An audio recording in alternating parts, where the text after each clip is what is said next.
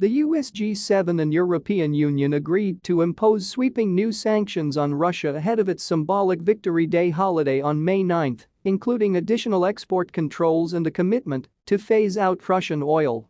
This matters so much because Western officials fear President Vladimir Putin will use Monday's celebration of the Soviet Union's defeat of Nazi Germany to dramatically escalate his war against Ukraine. The Ukrainian President Volodymyr Zelensky joined a G7 leaders' call on Sunday to discuss the sanctions and commemorate the sacrifices the Allies made to defeat fascism during World War II, a senior US official told reporters.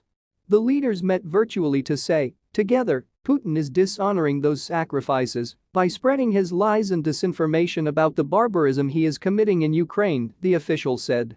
US diplomats returned to Kyiv on Sunday to commemorate Victory in Europe Day with their Ukrainian counterparts. First Lady Jill Biden and Canadian Prime Minister Justin Trudeau also made surprise trips to Ukraine. "We remain united in our resolve that President Putin must not win his war against Ukraine," the G7 leaders said in a lengthy joint statement commemorating Victory Day in Europe and detailing the new sanctions. "We owe it to the memory of all those who fought for freedom in the Second World War to continue fighting for it today, for the people of Ukraine, Europe and the global community." The details of the meeting is as follows. 1. The US announced it would join the UK in banning its citizens from providing accounting, trust, and corporate formation and management consulting services to any person in the Russian Federation. 2. The new American and British services restrictions will work in tandem with additional G7 export controls on wood products, industrial engines, boilers, motors, fans, and ventilation equipment, bulldozers, and many other items with industrial and commercial applications, the White House said. The US and UK decided not to ban the provision of legal services to Russians for now, but will continue to assess whether to expand the sanctions based on Russia's behavior, the official said. 3.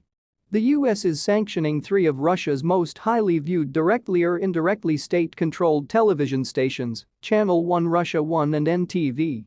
The sanctions will bar American advertisers from funding Russian propaganda and force the networks to domestically source video cameras, microphones, software servers and other broadcast technologies. 4.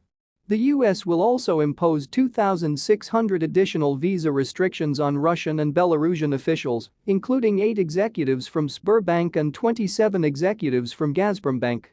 Between the lines, we picked goods, we picked services, we picked technologies that we and the Europeans and the G7 and our partners in Asia were the dominant suppliers of, the official said. The services bans are especially powerful because US consulting and accounting firms have been asked by Russian companies to help them figure out how to reformulate their business strategies and hide their wealth to blunt sanctions, the official added. "We're shutting that down." The official added that these sanctions are not an end in themselves. They're intended to change the strategic calculus of the target. Putin, like any autocrat, has a social contract. He's taken away the freedom of the people of Russia in exchange for stability. And he's no longer delivering upon that. To get latest updates, please subscribe to our channel, like and leave a comment. Thanks for watching.